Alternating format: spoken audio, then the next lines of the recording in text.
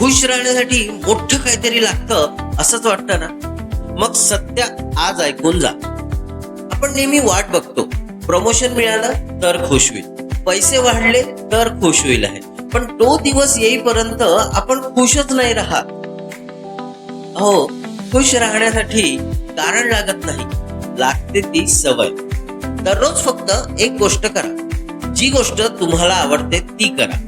जसं वॉकला जा, म्युझिक ऐका किंवा थोडा वेळ ब्रेक घेऊन स्वतःसोबत वेळ घालवा आणि बघा, फरक तुम्हाला लगेच लक्षात येईल. लाईफ परफेक्ट नाहीये बॉस, पण मुवमेंट तर परफेक्ट होऊ शकतो ना.